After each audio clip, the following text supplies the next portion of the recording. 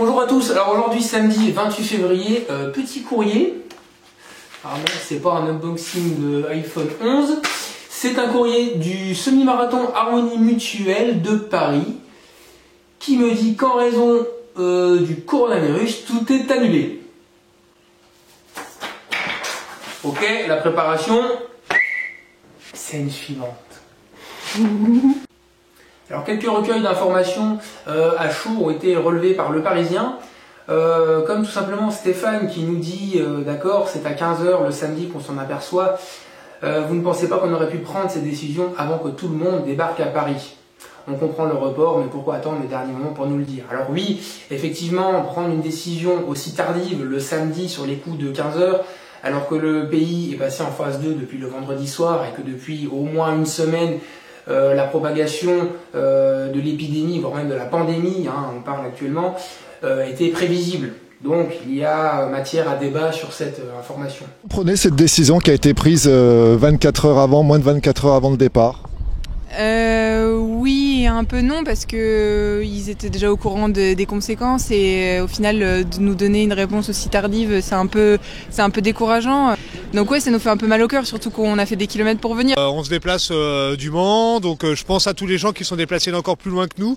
Ça nous génère des frais, voilà, donc je pense très sincèrement que nos politiciens auraient peut-être pu anticiper ce genre de phénomène et éviter de nous faire venir, en fait, nous faire déplacer à la capitale. La démarche est logique, mais pas respectueuse. Pour moi, les gens sont déjà là. Ils ont déjà réservé leur chambre depuis très longtemps, leur logement. Ils sont déjà dans les bars, ils sont déjà partout dans Paris. Paris, de toute façon, est une ville cosmopolite. Donc, il aurait fallu, s'il avait fallu annuler, il aurait fallu prendre la décision il y a au moins une semaine. Ça a été changé au dernier moment, donc on comprend pas trop un peu ce qui s'est passé et forcément de la déception.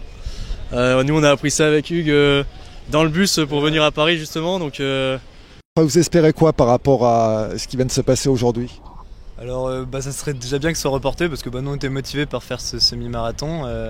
Après si jamais elle est annulée, on espère surtout être remboursé. Reporter à une date ultérieure, ça redemande des efforts, redemande une préparation longue. Ça fait un peu plus d'un mois là qu'on sort plus trop, qu'on fait plus trop de soirées, qu'on boit pas trop d'alcool, qu'on va courir assez régulièrement. On sent bien que c'est quand même un événement qui est difficile à reporter vu le nombre de personnes qui ont dû réserver ce week-end-là parmi de nombreux week-ends dans l'année.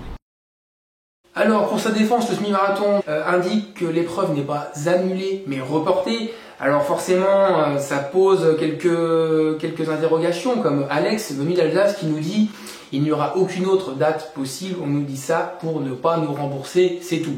Alors il n'a pas tout à fait tort, trouver une date pour un événement de la sorte, avec autant de participants dans une ville comme Paris, cela va être difficile de trouver une autre date. On a des rumeurs comme quoi il serait possible d'avoir une date en septembre. Mais bon, tout ça pour éviter un remboursement de la part du semi-marathon. Donc à l'heure actuelle, rien n'est précisé sur les modalités de remboursement, mais cela risque de poser sûrement problème. Et de toute manière, tout ce qui est logistique, déplacement, réservation à l'hôtel, restauration, ne sera forcément pas remboursé. Suite à la déception des coureurs engagés sur ce semi-marathon, un groupe Facebook a été créé permettant de regrouper et de faire quand même le semi-marathon, de maintenir la distance ce matin même, donc entre 9 h et 10 h, sur le même parcours, donc ce qui a amené à peu près 700 à 800 participants. Et on a pu apercevoir de nombreux coureurs révoltés ce matin qui se sont quand même regroupés pour courir le semi-marathon dans les rues de Paris.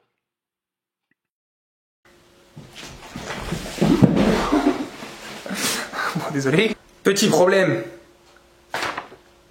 Suite à l'annulation du semi-marathon de Paris, mais peut-on se poser la question, qu'en est-il du marathon de Paris? Aujourd'hui, nous sommes le 1er mars, vous devez être tous à peu près à votre 7e, 6e ou 8e semaine d'entraînement. Vous avez sûrement tous fait entre 2 h et 2 h 30 sur votre séance du week-end. Vous en avez chié, j'espère bien. Et le marathon qui arrive donc théoriquement dans un mois, je suis mon petit plan ici même, que doit-on faire? Suite à l'avancée de la propagation du virus, on peut imaginer que dans un mois, ça sera au moins identique, voire pire.